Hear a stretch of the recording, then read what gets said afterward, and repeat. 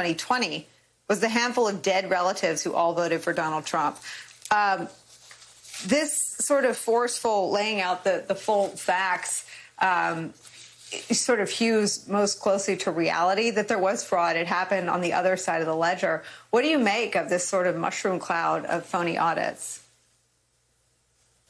We're watching a slow-moving train wreck, and it needs to get derailed quickly, or it's going to crash. And the train that's crashing is essentially our form of democracy. The insurrection's not over in a very real sense.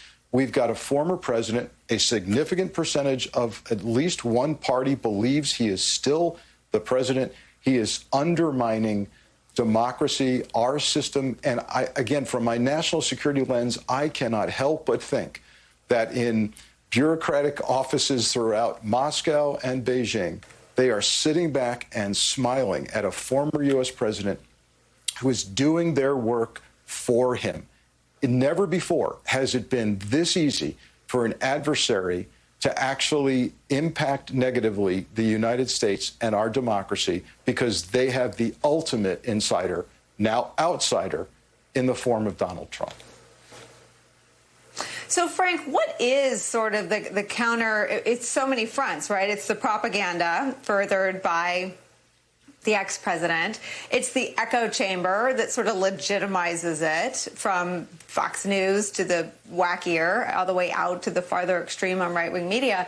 And it's the silence and complicity of all the Republicans. How do you and as you're saying, the cheering of it, I think Vladimir Putin was weighing in on behalf of the insurrectionists, saying they're being punished, persecuted. How do you dismantle all that if it does, as you say, threaten our very democracy?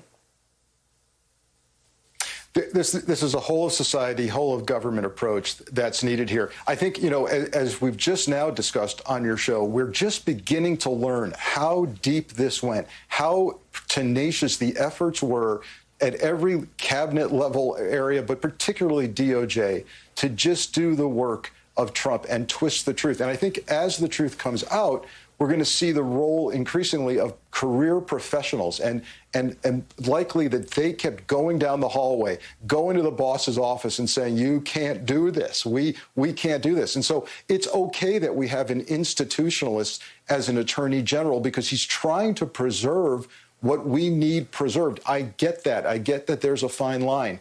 But we need to preserve what we've got so far. So big tech has got to play a role in this. Legislators, educators, law enforcement, intelligence community, we've got to all be rowing in the same direction. And Nicole, these days I am not optimistic that we can row in the same direction.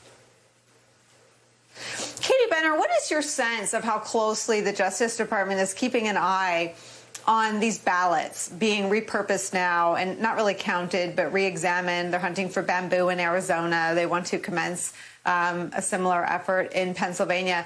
Is the Justice Department view these as sort of out of their purview, or are they watching them? Do you have any reporting on what they think of them? Mm-hmm. And what we know from the Justice Department is that it's going to take voting rights and the state voting legislation that's being proposed, the audits, they're going to take it very seriously.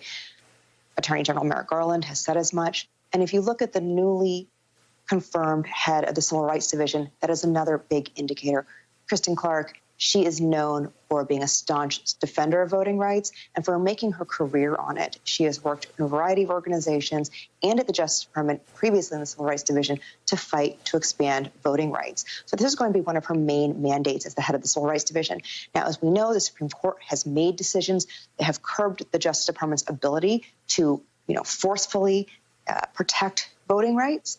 But that doesn't mean that there aren't still tools. And Clarke has said in her confirmation hearing, she's determined to use them to their very fullest extent to combat and to take a critical look at what is happening right now across the country. And Matt Miller, I mean, we cover them here all the time. The 22